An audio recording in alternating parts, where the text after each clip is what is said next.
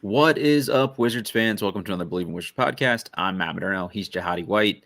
Before we get going here, Jahadi, just checking in. How's things? How's everything? The season is almost over here, mercifully. How you feeling about NBA basketball so far? Well, I'm looking forward to the playoffs. I mean, to keep it real, it's still the most exciting part of the season.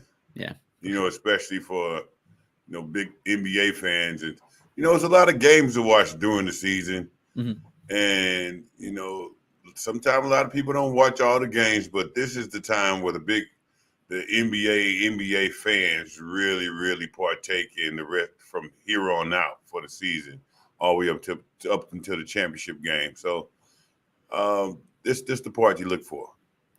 Anybody, I don't know, for you as a former player, for me, I'll pick a team if the Wizards aren't in it that I'm kind of interested in, or a specific player on a specific team.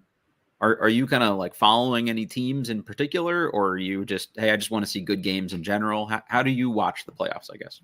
I follow the team that I like. Then I follow also the teams that are, that are making an impact and an unexpected impact. Sometimes I follow, the team that you always followed since a kid, Sure. Which is tough because that's the Lakers for me. Yeah. And, it's tough watching them these days. Sure. But, I keep up with the game. So I like certain players. I like certain systems and organizations and how they piece together, especially the young teams. Mm-hmm. So, like the Pelicans, I like how they're looking right now. So that's exciting. No one's really a Pelican fan unless you live in New Orleans, Yeah. But they're exciting to watch. Sure. No, that makes sense. I'm assuming the Celtics will be interesting. Tatum's a St. Louis guy, so you gotta root for him. Well, that's the guarantees. The Celtics, looking at the Bucks this year, really look good. Denver, obviously, I'm not a big Denver fan, but I like basketball and I like good basketball, and it's exciting to watch good basketball. I think if I've got to adopt some teams for the playoffs here, I'm going to take Minnesota and Oklahoma City. Just kind of like seeing the young guys kind of show up out of nowhere and make some noise that are kind of unexpected. And it's like, there's not like a long established bandwagon really with either team. So I don't feel bad kind of jumping on board here for the rest of the year.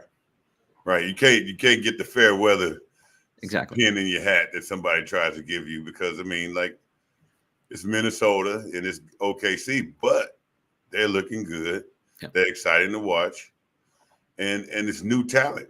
Yep. It's like it's that young team, that young nucleus that you kind of unexpected to kind of gel, and they're looking really good. No one thought Anthony Edwards would be the Anthony Edwards of the day right now, and so it's just great to just watch him play. I found myself selfishly rooting for him in that Wizards game the other night. He was at 40 points. I was like, let's go, Ant, get the 50. Just because he's a fun watch. And I never admit that. I know.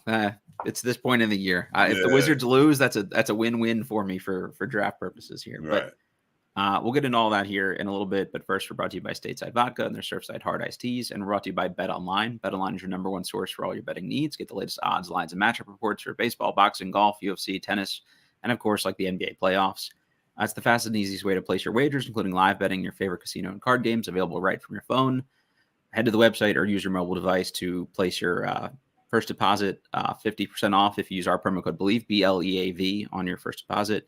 And BetOnline, it's where the game starts. So that time of year, I think the betting companies are really ramping up here with the playoffs, so I'm sure they're excited about that. John, let's just jump right into it. The Wizards are 15-65. I kind of posed this a little bit for people on Twitter, but I want to break it into two parts for us discussion-wise here. So just the first thing is just kind of grading the season, the experience overall, watching the team, did guys get better, that sort of thing. And then we'll do a second part of just how do you think they did kind of kicking off year one of the rebuild? Because to me, those are kind of two separate pieces of this. So I'll go first here a little bit. My grade for the actual season itself, I've got a C-, just for, there were long stretches at the beginning of the year where Poole was nightly on Shaq and a Fool, and they were still giving them huge volume. Koulibaly was standing in the corner a lot for long stretches of the season. I thought they should have made a coaching move a little earlier in the year. There were a lot of situations where like the veteran guys were still weirdly playing over the young guys past the point in the year where it didn't matter. I'm including all the stuff with like Ted and the potential move to Virginia and like that whole sort of like, Paul had cast over the season. I think that just kind of rubbed me the wrong way from like the experience. The Wizards basically banned a reporter, our guy Neil, for tweeting out a picture of their billboard essentially. So I thought that was just like really poor form. And then I know like they gotta sort of be cheerleaders on the broadcast, but it's just like when you're doing a nightly broadcast for a 15-win team and you're talking about them like they're a title contender, like that shit's kind of unwatchable. So just like the overall experience of the season for me was a little underwhelming. And I thought there'd be more, more change, and we'd be seeing more of these young guys. And to me, that's been the most exciting part. Like I loved watching Patrick Baldwin Jr. get 25 minutes the other night. And I thought he was reasonable, trying to guard Gobert and stuff was interesting to see him do. So not a lot of world beaters, but at least that would have given a little more excitement to the season, I think, if they'd have made that move earlier in the year. So where are you at with the season? And did I say anything crazy there, I guess? I pretty much give them the same thing. C minus, D plus, around that area. Sure. Differences between you and I maybe is I was pre-warned not to have lofty expectations. Yeah, that's fair. Right? They came in letting us know we're going to be bad. So many words. We're going to have a shitty season. Right. So now, cool. Yep. It's like meeting the girl and she tells you all her red flags right out the gate. Mm-hmm. Right? They say women should come with a warning sign. This one, they already had the warning sign come. The red flags were up immediately. Right. So, I'm going with what now, I don't have over exceeding expectations. I'm taking the team for what it is. Right. Sure. So going into that, you say, what was the good and bad?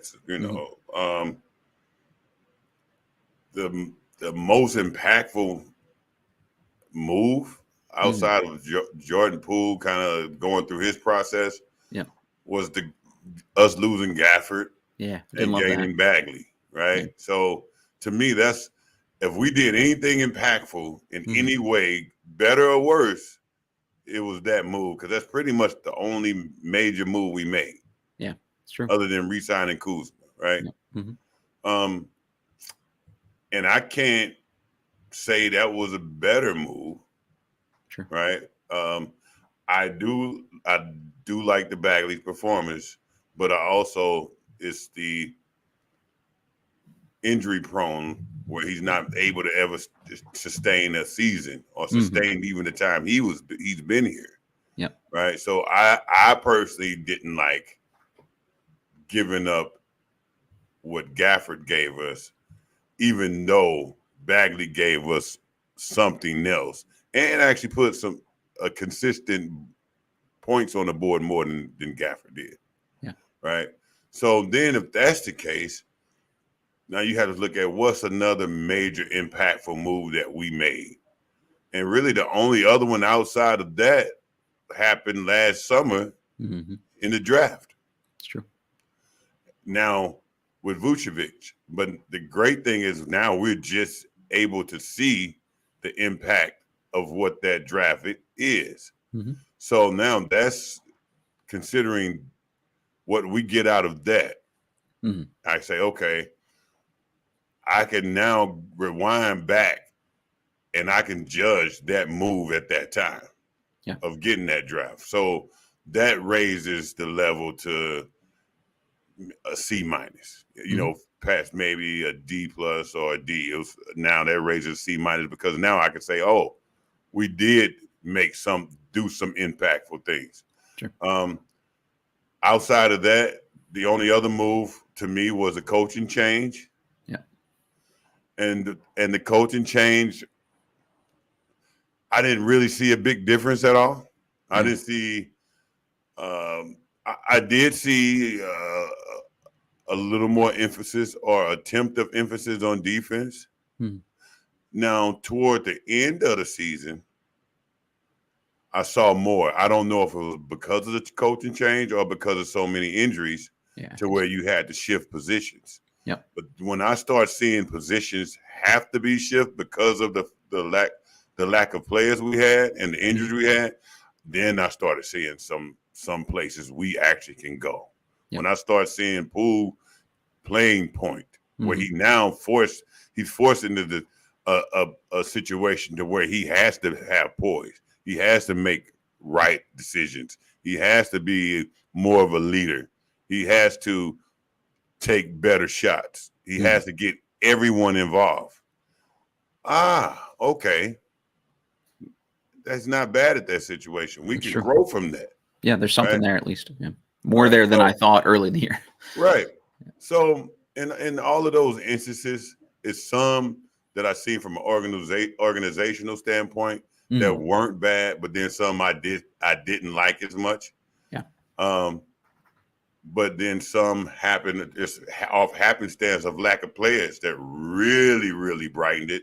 And then when you see what happens with Poole getting shifted to the point, and you bring Vucevic in at that same time, you end up not having a bad feeling about where this team can go in the future. There's been more competitive stretches here, I think, the last month maybe. Yeah, I'm with you. I think that's a good way to look at the season as a whole. And I think that feeds into sort of like the rebuild convo too. So at first I was a little like bummed they didn't get rid of more of the vets at the deadline. So it was sort of like I wanted to see kind of more immediate things, but like, all right, they're playing the long game. They're not going to rush. They're not going to panic this thing. So I'm trying to give them a little bit of the benefit of the doubt here. I think this is the offseason, where maybe we see a little bit more movement and some of these kind of guys change over. I didn't love the Gafford move, so I was kind of butthurt about that one, honestly. I didn't love how they used some of their two-way contracts like on guys that will probably never be like meaningful, NBA players. Like they don't have the potential to be more than like the last guy on the roster. So I didn't love that. But the goal this year was be bad and secure a top 3 pick. And they've done that. So they're basically locked into that, a top 4 pick, I think seems pretty likely at this point. They've got a 52% chance at finishing in the top 4. They're second right now in odds, which would mean the worst they could fall to is 6th. And that's a reasonably slim chance of doing that. So, that was objective number 1. So they've accomplished that. So I got them, give them a little credit for that. They gave Denny the new deal. He's established himself as a real piece. So I think that looks good. I think the Kuzma contract is good, whatever people think of him. I think you said like they've got a real player in Vucevic. And I didn't know that would be the case, honestly, when I watched him pre-draft. I think Koulibaly, like overall, kind of an up and down season, but they put him in spots where like, hey, go guard Luka as a rookie. And he didn't embarrass himself. So I feel like that's a win overall. Obviously would have loved to see him play the last month of basketball here, because I think this would have been the chance to give him the keys a little bit more and give him some increased usage. So overall, I feel like with the rebuild, I'm like a B- kind of. Like nothing's like overwhelming so far, but also don't see where they've made like a bad move yet. So it's hard to like grade them too harshly on like year 1 of this, because I feel like they were in a pretty bad spot. Like normally these teams, when you get rid of Bradley Beal, you get rid of Kristaps Porzingis, you get a lot of assets back, in the process. They didn't really do that. So they were starting with a pretty bare cupboard, going into this rebuild. And I think they're kind of slowly putting themselves in position to do better things longer term here. So I don't know. Where are you on like the rebuild piece of it so far? The rebuild aspect, we haven't got as much to see the rebuild aspect. It's kind of incomplete so far. With the rebuild aspect, the only thing you can really take is, getting Koulibaly this year.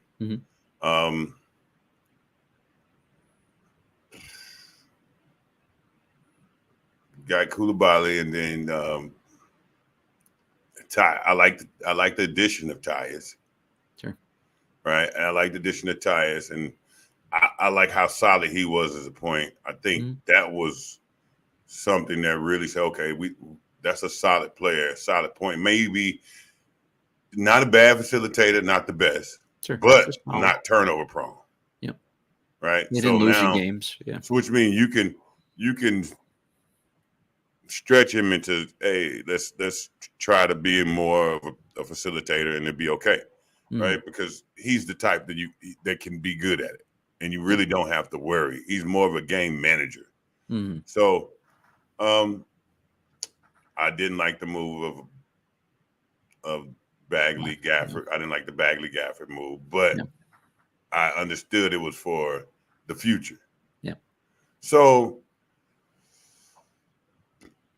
it's not much to me as far as rebuild process.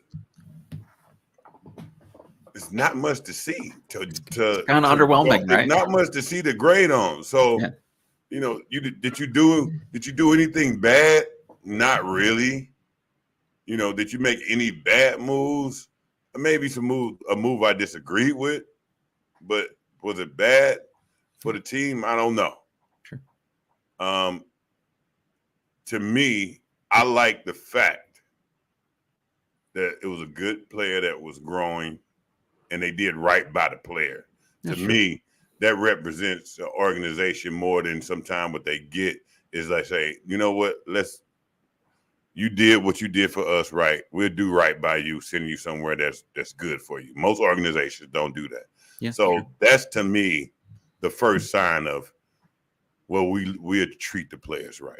Yep, that's huge either too. Coming or going. So that right there raises that grade.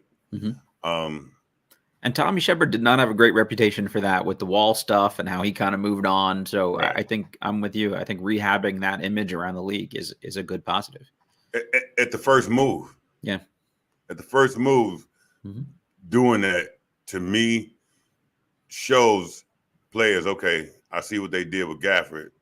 No matter if it goes bad or good, they're going to send me somewhere where I fit and do right by it. And that's not going to throw me in a dungeon somewhere and I'm now playing in Charlotte. Yeah. Nothing against Charlotte, but, Dallas is the perfect spot for him. Right. Yeah. So,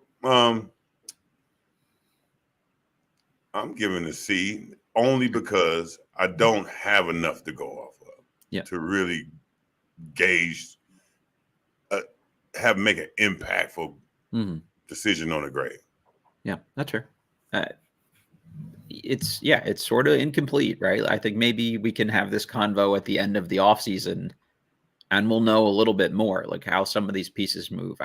Not moving Tyus Jones at the deadline, knowing he's going to be a free agent this summer, that could look bad if he just leaves and you get nothing for it. I know they didn't like whatever they were offered back, but maybe 2 second-round picks would have been better than nothing if he just decides to walk. So can they sign and trade him to somebody and get something back in the process? That'll be interesting to see. Could they get more than they would have gotten at the deadline by signing and trading? I don't know. So those kinds of things are going to be interesting. What they do with Kuzma from here on out is going to be interesting. Personally, I'm not expecting them to move him this summer, but I could be wrong on that. There could be some other team that's gearing up for a playoff run next year and they want to rebuild, and he's their veteran guy they want to add. So maybe the price is right, but I also think he's a guy that you don't have to rush to get rid of. The younger guys like him. They largely perform better when he's on the court overall from an offensive ratings perspective, and defensive rating, they're just bad anyway. So I don't know that matters, but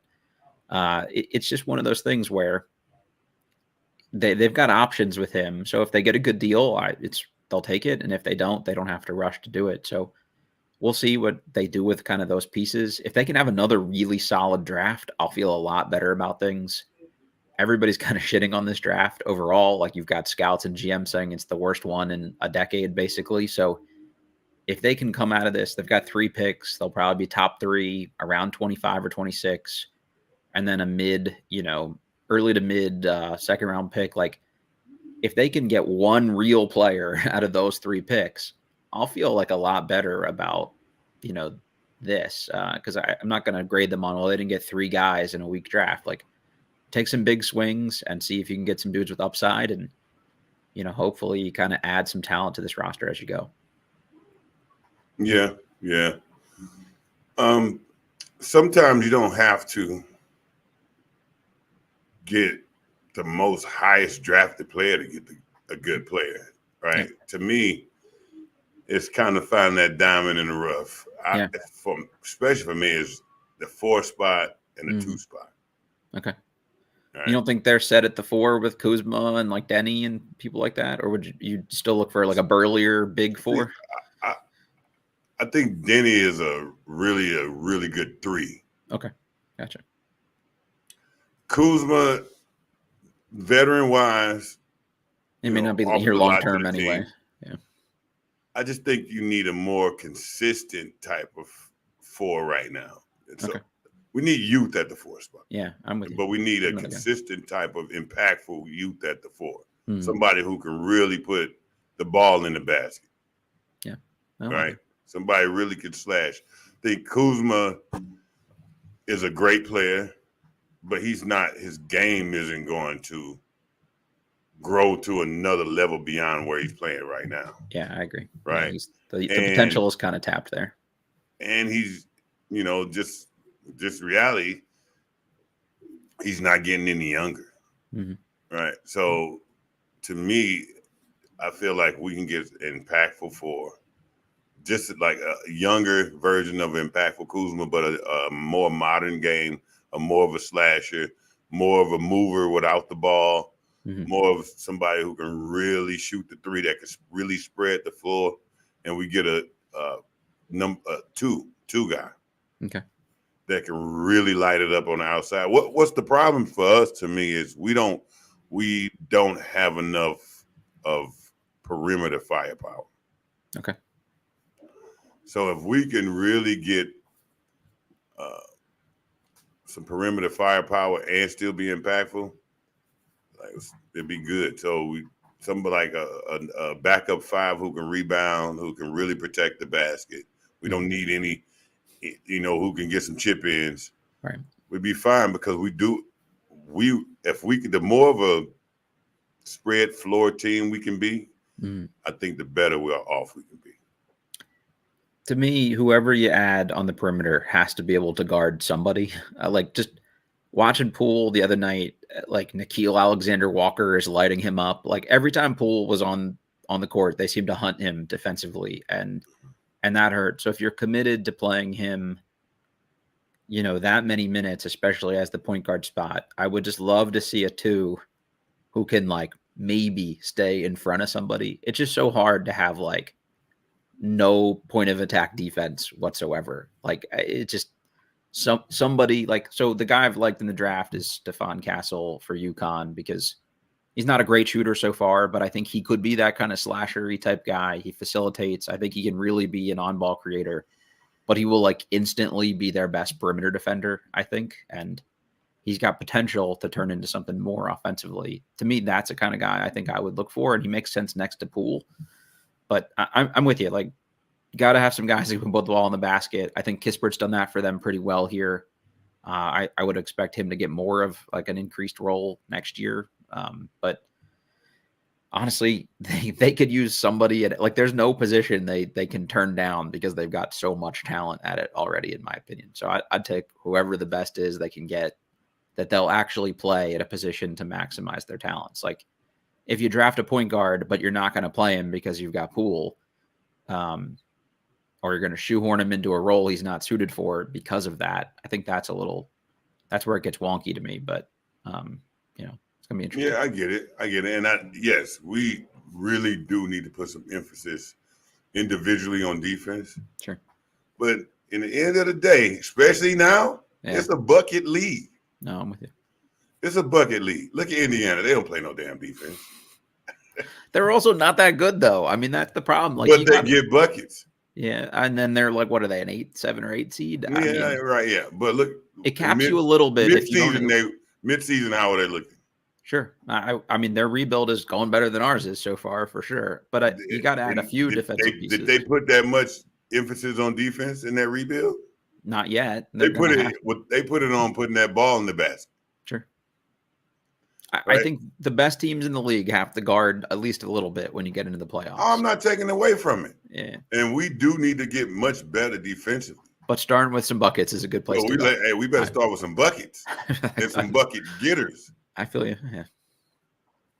Yeah, I get the point. I think whatever they can get, as long as there's more talent, I would want more shooting. I would want more athleticism.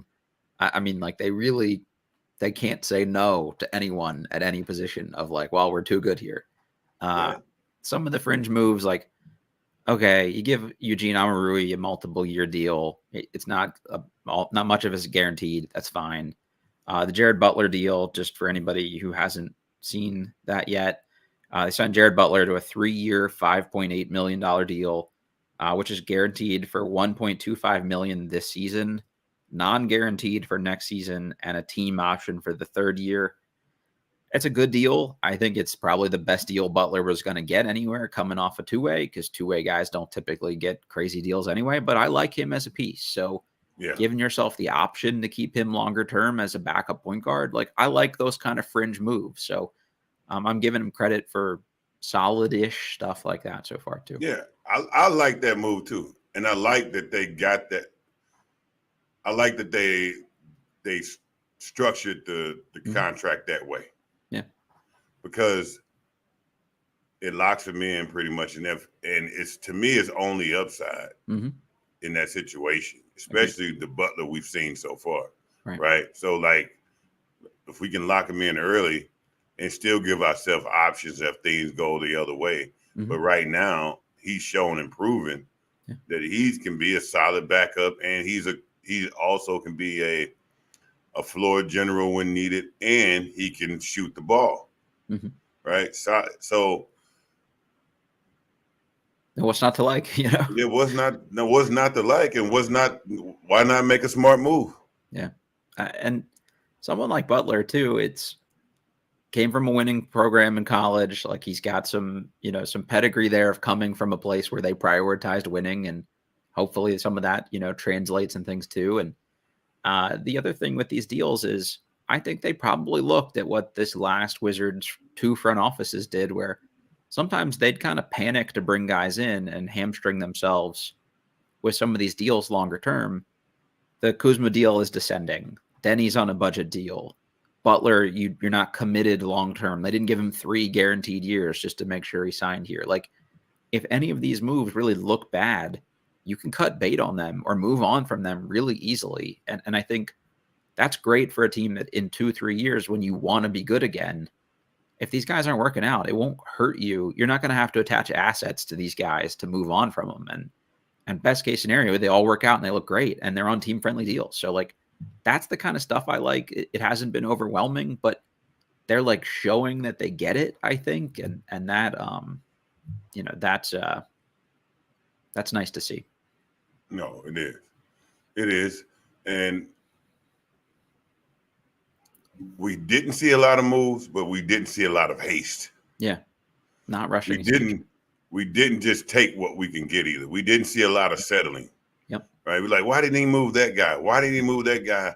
Why didn't he move Tyus? Why? We didn't settle. Right. So I like that they're willing to not just give away a treasure for some, a little bit of trash. Yep. Right. So they're not just going to accept anything or take anything. Right. Yep. So which probably make the rebuilding process a little bit longer, but also lets you know that we're not going to fold under pressure and start acting just because the pressure is on. Right. We got some chatter in the chat here, Jahadi. I want to get your perspective on real quick before we keep going. Just sort of part of the evaluation of the season.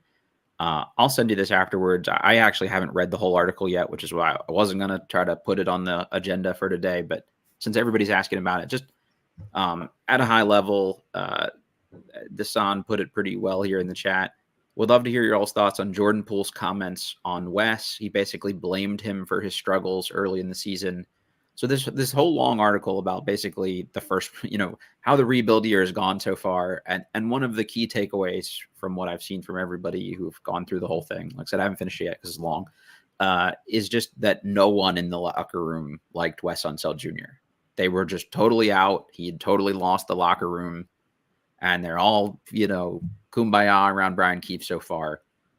So a lot of people are are wondering what your take on that is essentially. And just also like kind of Jordan Poole coming out and saying like a coach used me wrong is, I don't really love saying that kind of stuff directly. And it'd be more interesting to get more detail on what they didn't like about him. Was it his mannerisms? Was it his interaction with them? Was it him holding them accountable or not holding them accountable? Like, I don't have enough of the context here really, but when everyone seems unanimously against a coach in a locker room, is that on the coach at that point, or is that, I don't know, just how do you take that kind of at a high level, I guess? Well, it is on the coach always. Mm-hmm. But you can't lose the players. Well, because once you lose the players, you can't get them back. Yeah, you're done. Yeah. So it doesn't mean the coach is a bad coach. Doesn't mean the coach don't know what he's doing. Mm-hmm. It's just when specific players start disagreeing with the coach and start making it known to other players in the locker room, on the bus rides to the games or to the airport and all that, and then it started becoming that chatter from one or two major players. Yeah, snowballs, right? It gets infectious and starts to spread.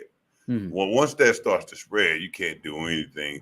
Even if you're not a bad coach, you can't do it, right? Because now everything that's affecting the players' chance to get money or chance to get a better contract is always going to be the coach's fault. Mm-hmm. Any call the coach makes or anything he draws up that didn't work, the player always think they're going to know better and think that their option was a better way to do it. Right. So only thing the coach can do is everything he does, he has to win. Mm-hmm. The play draw, it got to be a good one. The offense he call out got to be the right one, right? Because now it just becomes nitpicking with the coach. Yeah, every little thing is some every monster little thing. So now it messes up the personal relationship with the coach and player. So when the coach is trying to tell the player anything, he already heard so much bullshit from everybody else, so that's buzzing around. Mm-hmm. He doesn't respect what the words are coming out the coach's mouth and already think he knows better, or think that, man, I'm going to play my game because whatever he's saying is not going to work. Right. But it doesn't always mean it's that way, but that's the way it normally goes. Mm-hmm. That's how the players are perceiving it. I don't like that as much as I don't like any player calling out a coach. Yeah, I agree. Behind the scenes, it could be so much stuff going on. It could be the coach and the player having many meetings. Yep. Right? It could be all bad. But when you start going to the media, especially when the coach is gone, I mean, Wes is out of there. Yeah. It's a cheap shot because he can't defend himself at that point. You're throwing a cheap shot, right? Yeah. And how does that help you out? And how does that help Wes out? It's him trying to save face. It's not my fault I was bad this year. It was his fault. See how I'm better now under the new guy? Like that's he better because he forced in a position where he has to be better. Wes didn't make him miss wide open threes. No. Wes didn't make him hoist shit up with a hand in his face while he looked at the basket. Wes didn't make him fall down trying to post up Drew Holiday. Right. Wes didn't make him die on every screen and fall to the ground like he got shotgunned in the chest. Like Wes didn't make him do any of that stuff. If anything, I bet Wes added some accountability to that shit, called him out on it. Yeah. No, right? I agree. I would think so. He didn't make him do that. So, and when Wes left, he was still doing it. Right. Maybe a lesser volume, but he was still doing it. I haven't seen a solid Jordan. Now at the end of the day, Keefe did put him on the bench. Mm-hmm. Right? Did put him on the bench.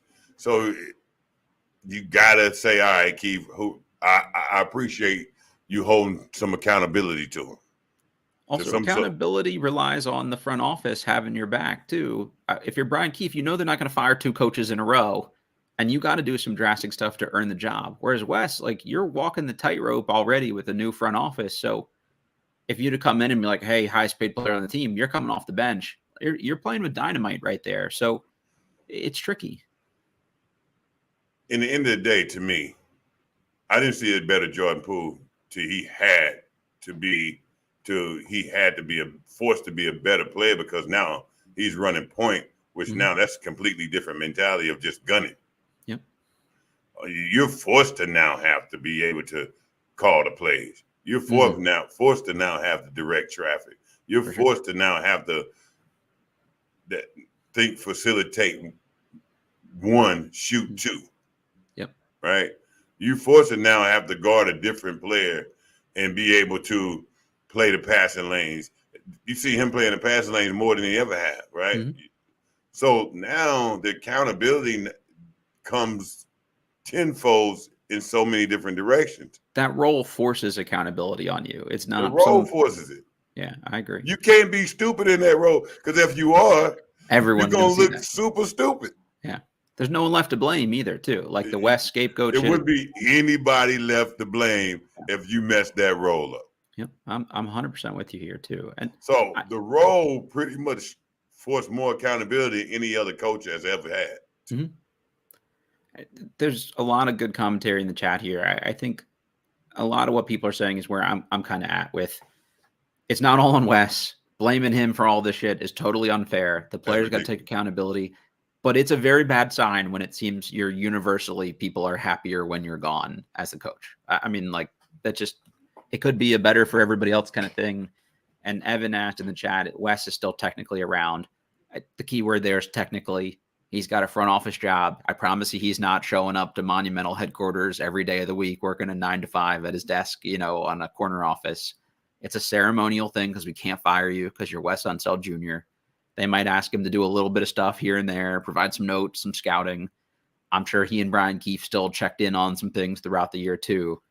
But it's not like, he's going to be the team president or anything moving forward. It's a ceremonial role more than anything. And I bet he's an assistant coach for some other team next season. This was basically a parachute for him on the way out. The message just got lost. Yep. Because of who the messenger became. Mm-hmm. Right. When you stop respecting the mailman, you stop opening the mail. Right. It's true. That's a good way to look at it. So one of the common themes, it seems like, is the players all said that Wes didn't do a good job for them, kind of clearly laying out their roles and their expectations for, his expectations for them. That I believe, because I feel like we saw a lot of that on the court. And that was also a common theme under Scott Brooks, where the players came in and said, we had to have a players only meeting a month into a season because no one had that conversation with us. So Brian Keefe seemed to do that with them. And they've talked about the expectations for them in certain roles were made very clear. And if I were an NBA coach, I'd coach at any level. I've coached 12-year-old boys, and we got in the room and we're like, hey, you do this, and this is what we want from you, and no more. We want you to see you. Like, I don't know how that isn't the first conversation you're having with the team. And it doesn't set in stone for forever, but hey, for right now, it's a 10-game trial basis. You are sixth man scorer off the bench. You are rebounds and boards and outlet passes and shot blocking. And if you show you can do more, you can do more. So how does a veteran coach like Wes, is more of the message kind of thing? He was telling them their roles, but it wasn't sinking in, or maybe they didn't want to hear it because they didn't like what the roles were he identified for them. I kind of refuse to believe he didn't pull people aside and say, Jordan, this is what I want from you to start the year. Denny, this is what I want from you to start the year. How does an NBA head coach not do that, I guess? Well, first, it's a thin line. They're NBA players. Sure. They come in knowing what their type of game and what their role should be, and then you don't want to limit them. They don't want to limit their growth. So you're a player, the type of player you are, the position I put you in. So you should know what to do in that position. I shouldn't have to tell you, micromanage you as a player, right? Now, as far as team scheme goes, this helps us out more in this role. Right. Yeah. These that's specific things help us out more. Agreed. So maybe Wes did not do that well. Mm-hmm. Right. Yeah. but that's also letting a player be a player. Mm-hmm. That means you made it here. You're supposed to be able to know what you're supposed to offer, right? You don't want to totally put them in a box and limit them, Right. but you got to have Now- some structure, right? Now, if I'm Keefe coming in, before everything goes down, I'm having meetings with specific players. Yep. What do you feel the problems were Mm-hmm. at the earlier part of the season? Mm-hmm. What do you feel was the things that was mostly miscommunicated or you didn't get? Now, if I have 3 or 4 or 5 players come in and tell me the same thing, I'm instantly tapping in on those things that those players, because that means that's what the players feel. So if they say we didn't really know what our roles were, Mm-hmm. and I'm getting that from at least 4 or 5 players, that's going to be specific. My main thing when I come in. Right. Right. Priority number 1 is to address this with people and I'm clarify. prioritizing roles and letting people know exactly what they are. But look, we don't mind you shooting. We don't mind you drop. But what we have to have from you out top is rebounding, Mm-hmm. is protecting the paint. If you're a wing, we want you to shoot when you touch it. Like things like that, defensive roles. You have to show on the screen. Mm-hmm. You have to fight through. All of those things, like the non-negotiables have to be said right out top. Sure. And so now I understand I do have freedom, but I have to do these specific things no matter what. I've never been around a basketball player that didn't think they were capable of doing slightly more than whatever their current role they were playing on a team was. So Locked On Law asked in the chat, how can you get to the NBA and not know your role? Well, it's really not that simple, because what you think you should do and you're capable of doing may be very different than what this specific team needs you to do to be most successful. There's a lot of guys that think they're LeBron James if they just got more opportunities, and they're not. And that's not what a team wants them to try to be. So there's a certain amount of give and take of reining guys in, but also finding ways to empower them to do, the right things for your team to win, but also like things that help them. And like you said, you want guys want to play in a way that they can get their points and their stats and make their money. So you've got to find, like you talked about this with Denny, like, hey, if I get the rebound, I know I can take it myself and facilitate and transition, and now I can get a few more free points. Like, so how do you kind of like set it up for a guy in a way that, makes them want to do the things you need them to do, and give you opportunity to build for more later? Well, it's the order of how the guys are doing it. Mm-hmm. It's not, most guys say, I got to expand my game to be able to sustain in this league. Mm-hmm. So when I get this guy that I just seen play in Sacramento, sure, and I bring him over here, I'm bringing him over here for what I saw, what he did in Sacramento. Mm-hmm. Well, that individual that I'm bringing over here, in his mind was like, well, I also now can do this. Right. I also now added this. Mm-hmm. I'm not bringing him over for that. Yep. Now, if he shows me he can do that, sure, we'll let him do that. Mm-hmm. But he better give me what I'm bringing him over for first. Exactly. The guy's problem is they're showing you what else they can do first, mm-hmm. right? I want to show them what I can do first. You got to build the right before way. I can bring the foundational stuff that they brought me over for. So that's what happens. The order flips, and they're like, well, so now they don't care about the way this game is expanding, because that's not what we brought you here for. We need these specific things. That's why we brought you over here. That's why we're paying you. Mm-hmm. Give us the specifics, guaranteed, and then add on to that, right? I don't need to see the Laurie season salt before I see the meat. I love that. This reminds me exactly of Kentavious Caldwell-Pope in Washington. He came over as a 3-and-D guard. And at some point here, especially when guys went down with injury, he was like, cool, I'm going to get in my bag. I'm going to show everybody I can do everything Bradley Beal can do. And it was like, no, bro, like this is not what we're looking for here. Now, if we want to scale up to that, great. So there was some readjusting. And then now he's back in Denver, and guess what? He's a really valuable guy as a 3-and-D guard again. They're not asking him to cook on the perimeter and show off his bag and stuff like that and ISO score. So it's readjusting back into like what your sweet spot is as a player. And there was just a really good set of quotes from Andre Drummond about this. Like we've talked about on the show before, they asked him pre-draft, who he thought his best NBA comp was. And he said Kevin Durant.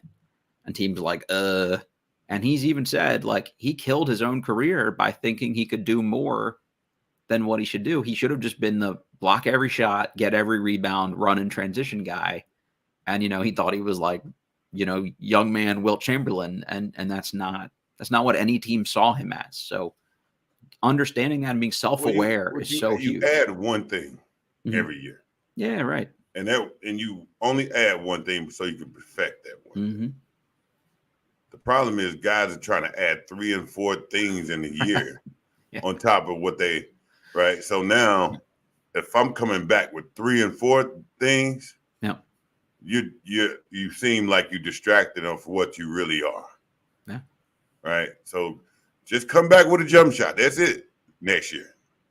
Add that to everything that we like.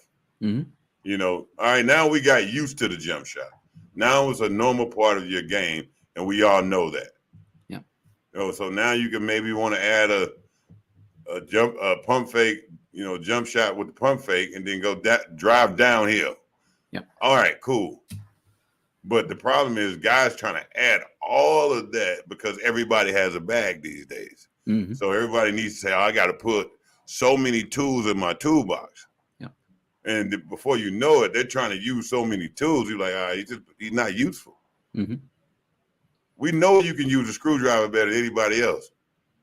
Like, we haven't even seen the screwdriver. Right. We don't need you with the bandsaw yet, Right. Yeah, you got right. If folks are watching this on YouTube and they ever see me occasionally look down or off to the side, I'm either tweeting something out about some piece of the show I want people to tune into, or making a note about things I want to clip for some part of this episode later. And the seasoning before I see the meat line will absolutely be a clip from this episode of the show. That was awesome. I was trying not to put pause behind it. I was trying not to laugh as I was writing it down. So that's terrific. Just kind of segueing here a little bit, talking about some of the veterans. We talked a little bit about Kuzma and Jones already, and Poole. I guess I don't think there's a world where all 3 of those guys are back in the same kind of role. I think you probably have to keep Jordan Poole. They probably don't want to play him and Tyus together next year. So I think they're probably going to move on from Tyus in some way, shape, or form.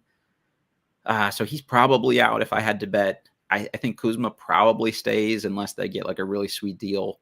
That's just my perception, though. I don't know, Jahadi, how do you feel about those kind of guys here for next year, at least?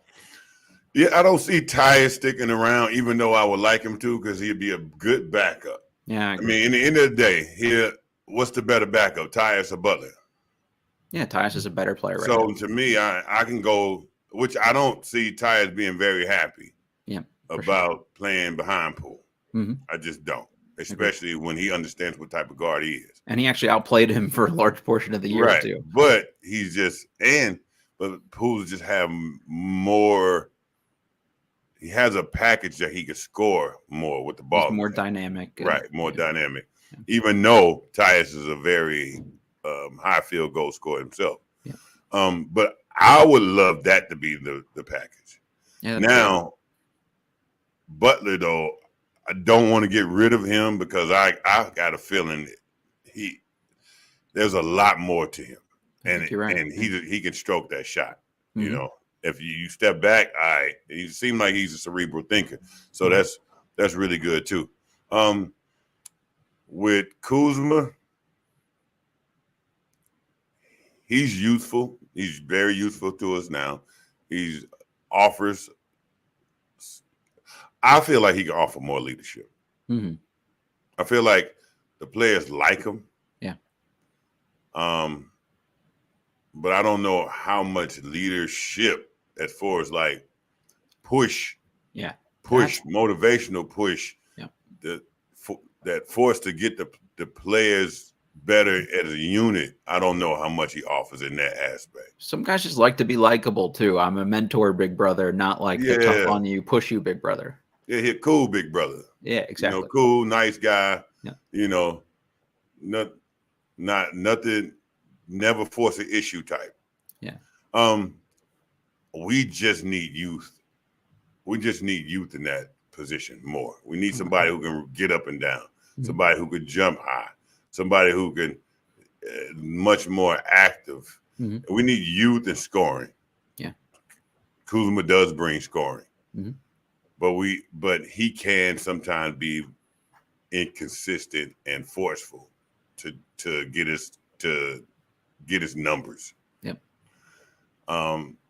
If we can really get a versatile forward that's aggressive to get downhill, that's active, that can really run the floor too. Yeah. A transition weapon, like play transition finisher. weapon, exactly. Yeah. So to me, that's what we need. I like that idea so much more than now that I've had a little bit of time to process it as the episode's gone on here, because Kuzma, I like him as a player. He's not a crazy athlete. Denny, really like him as a player, not a crazy athlete. Eugene Amarui, not a crazy athlete. Anthony Gill, not a crazy athlete. Patrick Bolden Jr., not a crazy athlete. I would love just like one pogo stick, bouncy guy in the forward spot. And like, let's just run. And if they're going to do this pace thing, like, let's really commit to it with some real play finishers too. I think that'd be interesting. Yeah. I mean, if we can run the floor and have Vucevic as a trailer. Yeah, exactly. And Spot boom, from. knock it down right back, right? So it's hard for teams. It's hard to guard running teams, especially because they just blow out. Yeah. Your blowout team, that leaves maybe 20% of the game being played that you had to set up an offense, right? So think about all the little nuances that you get advantages with just by having a team who can blow out and an athletic team. So as you're saying that, they've got a top 3 pick here. If Alex Sarr is on the board, granted, he's probably a 5 long-term, but right now he probably, just because he's kind of skinny and, like got to build himself up, is probably a 4, but he can really run the floor. He's super athletic. He could be a lob threat, but he can also defend the rim and move his feet. He feels like a guy that would be a really good sort of complementary fit next to somebody like a Vucevic, because he's going to do, I don't know, their skill sets sort of match up well to me. I think they can each do the thing the other one kind of really can't do. Like, I don't trust Sarr as a shooter, which could do that. I don't really trust Sarr too much as a passer facilitator yet. I think Tristan can do that for him a little bit more. So that seems like that could be like a fun young front court to try to like let grow together. Yeah. I wouldn't love him typically as a top 3 pick, but this might be the year where you take a guy because his fit makes sense with what you kind of need. And I don't know, talking about adding defensive players too, if you're not going to beef up the perimeter, having a guy on the back line that can clean up some messes for you and replace some of what you lost with Gafford, I don't think is a bad idea either. So, yeah, that's exactly what I'm saying. Yeah, right. I'm liking that. Exactly. In the end of the day, you want your 4 to be hard to guard. You got not because he's always a great shooter, because he's constantly moving. Yeah, he's constantly running that floor. He's constantly active. Gives you some vertical spacing too. Yeah, vertical spacing. If we can get a Scottie Pippen type, I like that too. Yeah. Hopefully, Koulibaly can be your French Scottie Pippen in a couple more years here too. Maybe somebody a little bigger even would be a nice compliment to that too. Just looking at Corey Kispert, this is a guy that's probably going to be due for another big follow-on contract here. He's kind of like in that in-between age from a rebuild perspective. Like, he's young enough he could stick around. He's also old enough he could be useful to like a playoff team as a shooter. I really like what he's given them now on this rookie deal. The question is, like, what does the next deal look like? And does it make sense to pay a guy like that? Like, I saw somebody tweet about like $15 million a year might be the kind of deal he's looking at. To me, I wouldn't be paying him more than I'm paying Denny. And granted, I get it. Denny's on like a really friendly deal, but to me, you could probably more easily replace, here's my spot up shooter, perimeter scorer who doesn't do much else guy. before I would lock him into like a long-term deal personally. I would trade him maybe now if the value is the highest it's going to get, and then look to replace that with my later pick in this draft. Any thoughts to that? Am I crazy? Would you keep Corey? I don't know. If you could get the right deal for him, would you be willing to kind of consider that at least? Yeah, I would be. Corey offers scoring, offers buckets when he is in the right field, right? It's not what he offers; it's what he has to grow into that he doesn't give. That's really kind of hurts him, right? To me, if I'm Corey Kispert, I'm watching Denny every day. Yeah, I'm watching Denny every day and say, okay, what am I bringing that he brings? But what am I not offering? Right. So to me, Corey this year should have showed improvement in all those other spaces. Yeah, and he's just kind of improved on the things he was already pretty good at. Yeah, just improved on what he's good at. Yeah, and so that really hurts him because it's someone that's on a team that can not only does exactly what he does, but brings more of the intangibles outside of that. Yeah. Right. And that's the only thing to me that can make Corey, you can take him or leave him. Right. Now, the problem if you leave him and trade him, you are losing some significant scoring. So you have to get some significant scoring back where you get it from, or he has to really grow into the player he can be, or at least try to. We need more effort and more dedication with defense, in rebounding, right, in seeing the floor, other just being a spot up shooter and a scorer, in getting downhill better, in running in transition more, right? So we get that out of him, and we can grow. He can be a backup daily weapon. I don't see him being a starter daily weapon. Yeah, but we need scoring off the bench. He can be a person who can really help us with scoring off the bench if he becomes better in those other aspects of the game. I'm with you, and I think the deal has to factor that in too. Like I would do the negotiation with him, and I would say, like, look, this is what guys like Denny are making on this team. This is what guys like Kuzma are making on this team. You're third in the pecking order from that. If you're okay with 3 years, $10 million a year kind of deal, like, okay, let's talk. And then if you're not on the same page, I would kill him with incentives. Yeah, there you go. I love that. I would kill him with incentives. You need to average this many rebounds, this many deflections, this certain amount of blocks and steals, and blocks and steals, this many. Whatever. I would kill him with incentives to build the drive of the player we know he can possibly be, but also what we can get out of it. Yeah, no, I love that. Steer him in the direction that you need him to go it forces him in the direction. Either you're gonna go in this direction or not. Yep.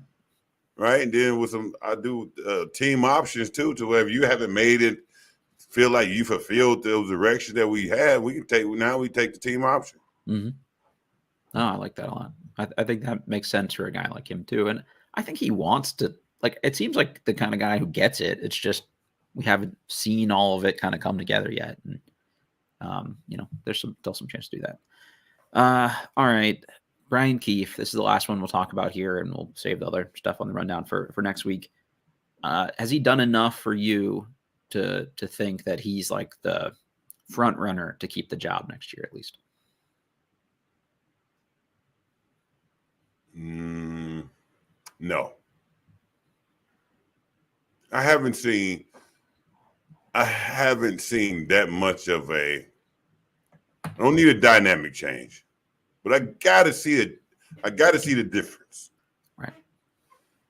I gotta know what the difference is from the guy we lost to the guy that got fired to the guy that got hired, or the guy that replaced him. I think he's made some strides with Poole. He's made some strides with Denny. They've definitely given Denny the keys more. I've seen actions. Yeah. but I haven't seen.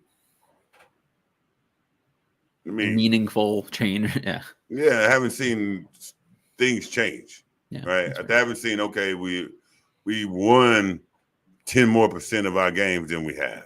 I haven't seen we making us that big prominent stops that I can see visually. Mm-hmm. Right. Seems like the players say that they're, more accountable. But, in the end of the day, have I seen a contrast? I have not. Yeah. I think they've been better, just not like markedly better. Not enough that I'd be like, yeah, this is the dude. I'd certainly entertain. Better at what? I think they've been a lot more locked in defensively as a team over the last like 10, 15 games. They've won more games over the last like 10, 15 games than they did the first 3 quarters of the season. But it's also the time of year where other teams don't give a shit as much. So how real are some of those results? Like we talked about last week, it's the part of the year where other teams are kind of phoning some of this stuff in, waiting for the playoffs. So the fact that they've won 3 of their last 6 or whatever, or 3 of the last 7, does that really mean all that much? I don't know. I think what they've done with Denny and let him be more assertive offensively, like he's been markedly better individually under Keefe than Wes. I think moving Poole to the bench, so it's what you talked about with actions, but I think those are things that at least show he gets it and he's prioritizing the guys that they're going to have to build around. If My you're Wes question is, and they tell you, my question is, 3 of the last 7, is it because of Keith, or is it because of the end of the season? Is it because of so many injuries that we got these new guys that seem like they kind of work better together? Sure. It's not. The thing is, I didn't see these moves happen before these guys was on the injury list. That's fair. I have the same question. And to be honest with you, I wouldn't keep him. I think they will. I think they're going to give him a chance to keep the job for the next year or 2 of the rebuild. But I wouldn't do it personally. But I do think they've been better under him overall than they were under Wes. Just not that much. They've been less 35-point blowouts. There's been less we blew a 27-point lead. There's been less of those things. Just not less enough that I would want him here personally longer term. I'm not against it. I don't know that it matters a whole lot, but they told Wes Unseld before the year, we want to see our young guys get better. We want to see Koulibaly get better. We want to see Denny get better. And those things didn't really happen under Wes, where I think at least since Keefe's taken over, you've seen marked strides from Denny since he took over. So if the objective 1 for your coach is to prioritize development of your key long-term pieces, he's done that better to Wes than Wes, in my opinion. But it's sort of meh, like I'm with you. I'm not like, fuck you, we're playing so hard under Keefe. So we can't, it's not that I'm making it's not a final decision. It's just that I still have to see what else more is there. You gotta look at the way the team was transferred over to him, right? Mm-hmm. How much could he make of an impact? Like, I agree. It would be impossible to just see that now we're winning all the games. Now we're more. That's not what expected, but I think it's still time. Sure. It's still time to see. Time still will reveal. Next year still will reveal. Okay, what type of coach we have? It's still, the jury is out there. He still may be a really, really great coach. Yeah. Just that's not. I'm not taking it. Just I haven't had enough information to evaluate that yet. I think that's totally fair. I think they're going to give him an opportunity to show that for another year and a team option kind of deal. That would be my guess. Like coaches never get hired and don't have like 4-year deals at a minimum. So maybe there's some like short buyout or something, prove you can earn the job. And then in 2 years, if it hasn't worked, you're gone. But if I were a betting man and I was going to go and bet online and take the odds on who would be the coach next year, I think he's probably the prohibitive favorite unless some, big sexy name becomes available who wants to come here and is good at player development. That'd be my hunch. We'll see if that's the right move or not. I think that'll be. Lately, it's tough to get these big sexy names. That's true, especially for a team in this, especially in the NCAA. Yeah, that's true too. The Kentucky boy, whoa. Yeah, that's. How do you feel if you're Mark Pope today and you get that job, but you were like literally option 8? Do you just not care because you're so happy to be the Kentucky coach and you're making $5 million a year? Or no, I don't even know if you want to. The scrutiny and the pressure. Yeah, that's a big job. Listen, you don't want to be a coach that they have to struggle up people to rally behind you. Mm-hmm. I mean, yeah, right?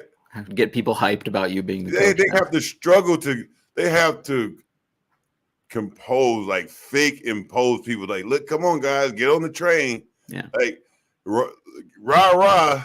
Yeah, all the boosters are like, oh, this guy. That's. At that moment, that's just a bad call.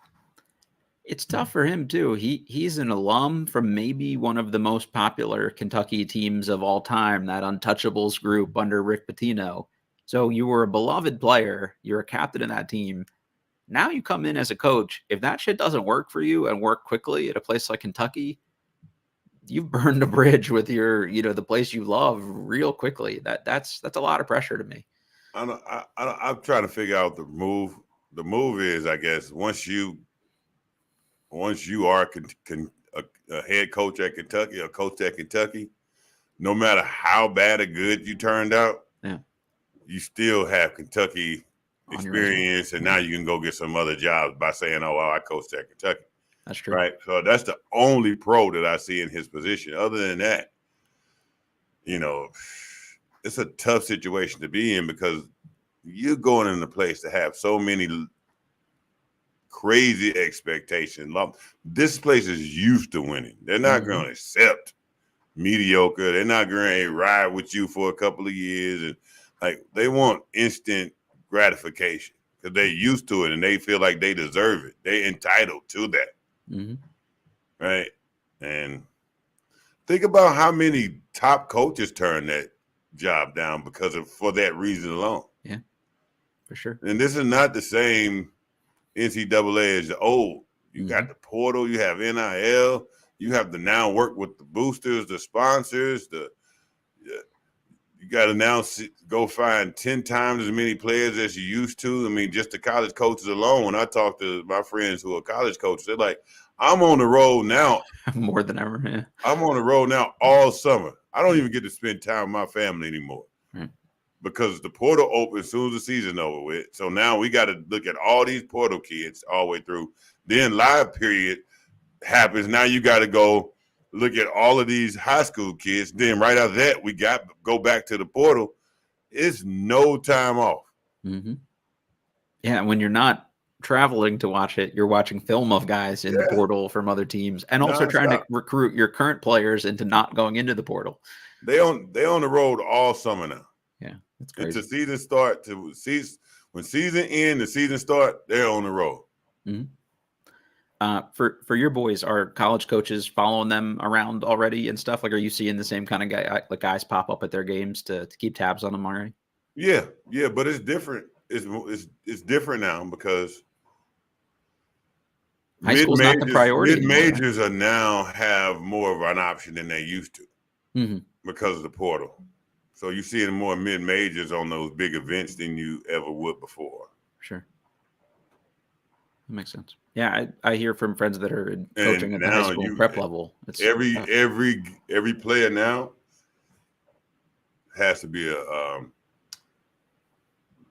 what you call it, a fifth year. Right. Yeah, a 26-year, a COVID year guy. No, what's the word for it when you do your senior year twice? Oh, yeah, like a super senior kind of. It's something they call now every kid is about to do their senior year twice. Wow. They're going to do a senior year. hold back or whatever. Pre-grad, Oh, post-grad. Post-grad. Yeah. So every year now it's going to be a kid. All the kids. Anybody who have your kids in basketball who has any option to go and prepare to post-grad. Yeah. A friend of mine coaches prep school at a high level, and I think it's changed what that looks like for them again. Like that was sort of, like the JUCOs even, like that's high school kids have to take it now because there just aren't spots for a lot of them anymore. Yeah. So now I'm thinking about kids that want to go to those big academy schools or those big prep schools. Mm-hmm. Now they can't. It's going to be tough for them because now those schools are going to be full of post-grads. Yep. The amount of like those schools that are popping up out of nowhere too, or like some of these like fly by night, it's a boarding school. Academies everywhere. Yeah. Like I've never heard of half of them. I mean, you got the same 10 that have been now around. a business. Yeah, exactly. It's interesting. So, all right, partner. I think that's all I got for you here today. Anything you want to close us out with? Say it again. Anything you want to close us out with here? Oh, no. Just looking forward to the playoffs. We got 2 Wizards games left. I'm going to put the over under at a half a game. They win of those. So would you take the over or the under between the last 2 games here? I'm taking the over. I'm going to take the over also. I think they'll go 1-1. So I'm taking the over. 16 wins. That'll be good. We'll talk some more draft stuff here as we get going. By the time we talk next, the season will be officially over. So we'll get into what to do next. All right, everybody. You know the drill. Rate, review, subscribe. If you're watching this online on YouTube, please hit that like button for us. We really appreciate that. Subscribe also. The amount of times people are like, hey, guys, Matt, when's your next episode out? I haven't seen you tweet about it. Well, you can hit a subscribe button wherever you listen to podcasts, and it'll show up on your phone for you. So you don't have to wait for the tweet to tell you it's out. So we appreciate everybody that does that. And a positive iTunes review always helps us out too. So thanks to anybody who's willing to do that. As always, this is Believe in Wizards, represented by betonline.ag, and we will catch you all next time. Peace.